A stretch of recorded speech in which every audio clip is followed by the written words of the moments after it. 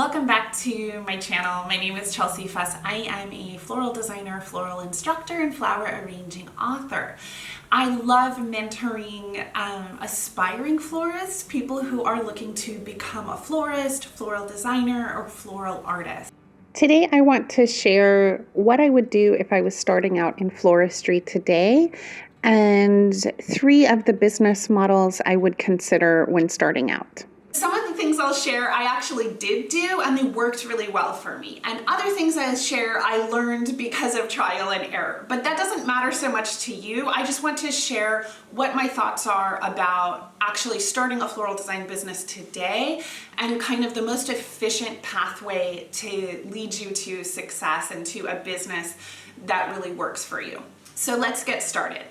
If we're starting from scratch here, the first thing I would do is get a floral design education. So if you're still in university, I would actually pick up as many horticulture, botany, gardening, and floral design classes as you can, okay? And then I would enroll in a program that is specifically for a floral career.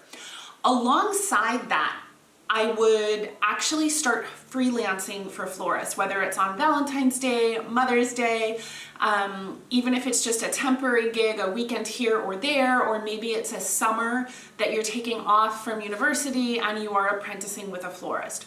Maybe you're starting this midlife, university has gone, I would still take this same route, spending 6 months to a year getting an education about flowers, especially if you're starting from scratch and you don't have any floral experience. So getting an education, investing in an education, and also investing your time in apprenticing for an experienced florist that you admire, somebody whose work you really admire. Okay, second step, I would then in my first year of business, so let's say you take 6 months to a year to really get educated and focus on learning everything you can.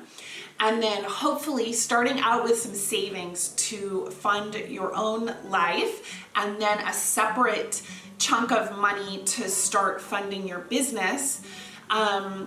You should have enough for a year, okay? And then what you can do is anything you make in the business, you can put right back into your business, okay? And that way you don't have to worry about supporting yourself in the first year.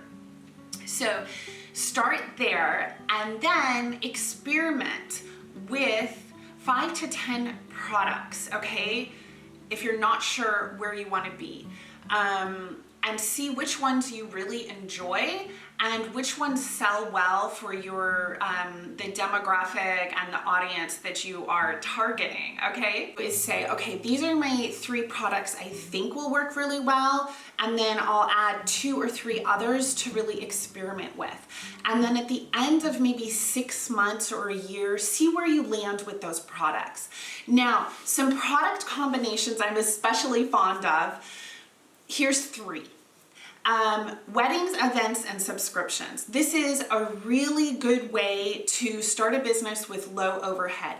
If you have a patio, a garage, a communal workspace, or you can even rent an inexpensive working space, studio, garage from someone, I would start with this model. So small weddings, events, and subscriptions, because you're only buying the flowers on demand, okay? So it's very little overhead and the profit margins on these products are much higher than, say, trying to sell a few stems on the corner, okay? That is one of my favorite business models and it's actually one I started with. Okay, and then another business model I love is online dried flowers with a shop that includes hard goods like flower clippers and vases, and then doing workshops both online and in person for dried flowers and floral design, and just focusing in on that niche of dried flowers and then having the online sales. Maybe in person you eventually work towards that, but I would start with online, maybe some pop-up shops, and doing a workshop model. Now included in this, a really nice workshop model is bachelorette parties or wedding showers where you can come and teach flower crowns, either with dried or fresh flowers, to private groups. So if you are doing the workshop model, I don't suggest going out and just trying to sell 10 spots in a class to the public unless you already have an audience online or in person that has shown a significant amount of interest in this product. What I prefer to do is actually cater towards private groups. You'll get fewer people saying, oh, I want to do that, but you'll get actually in the end more people buying this product.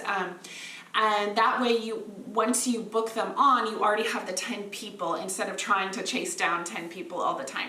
So I love the online store using dried flowers so that you're not worrying about a perishable product, and then doing in-person and maybe also online workshops.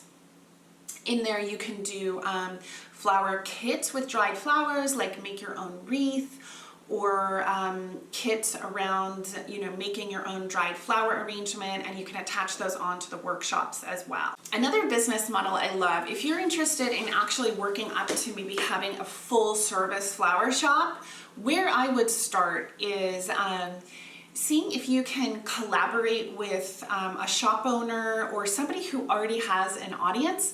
Maybe it's a small local grocery store where you can have an outpost of stems and bouquets, and you're there making them. Maybe it's also a farmer's market, okay? This one pairs really well if you have your own little flower plot, or maybe you're just collaborating with a flower farmer. You're buying in bulk from a flower farmer or your local market, and then you have this little pop-up outpost. Maybe it's Friday, Saturday, and Sunday, which would be like more popular times for people to buy flowers. And so you are making fresh bouquets on the spot there, and then you're also selling stems and making arrangements for people.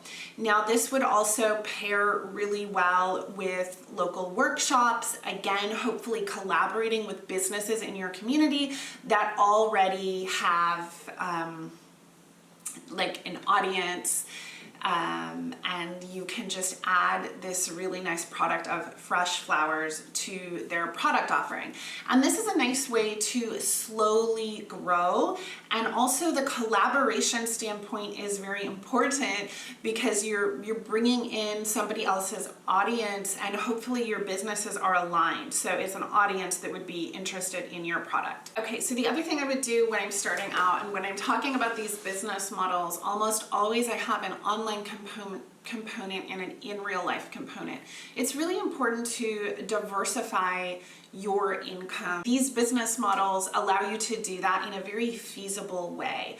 So when you're starting out, I really want you to maximize kind of your strategy and your slow long-term growth. Start out using what you have, not in a desperate way, but just being scrappy and resourceful and coming into it with a real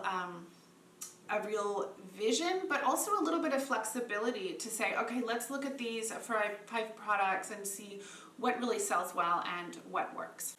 Okay, so if you are actually serious, if you're really serious about becoming a florist, I would love to share a little free gift with you. And this is a download I have that is 24 steps to becoming a florist. And I walk you through every single thing you need to do, all of those little details, like, which order you need to do things in to really get your business set up within the next few months, or at least get yourself on the way there. So you can download that through the caption. There's a little link in the description box. Okay, so on to another favorite business model. Okay, another business model I love is floral styling. So if you have any interest in being a prop and floral stylist, it's really great if you can sort of combine the two. Do some prop and floral styling with table settings and small events, maybe pop-up picnics for people, which are really popular, and really having your key product be your styling, but flowers are your focus. There's going to be more money in advertising, but it's a great thing to do. Let's say you do a couple of styling gigs a month, and then you do, 2 events a month. These are nice, really focused products that are nice chunks of money instead of focusing on, you know, really small products that are just a little bit here and a little bit there. I have to tell you, in my experience, it's a lot easier to sell a $3,000 product than it is to sell a $30 product or a $10 product. Now this can depend on your audience, but this has been my experience. Okay, so I hope this gives you some ideas about where to focus in terms of floral products when you're starting out. And remember that in the first year or so, you're going to be experimenting a little bit. So give yourself the time and the space to do that. The other tip I have is to really keep track of everything. Keep track of how many sales, keep track of the numbers. What was your average sale? And keep track of all of that so that then, you know, every few months you can look at that and see where you need to be. And at the end of the year, you can really see what was successful and what wasn't. Okay, so if you want to get started with floristry today, go ahead and download my little free gift of my checklist of 24 items you need to get started on today to become a florist. Thank you so much for watching, and if you have any questions or want to share your flower arrangements with me, please reach out through the comments or email, and I will see you in the next video. Bye for now.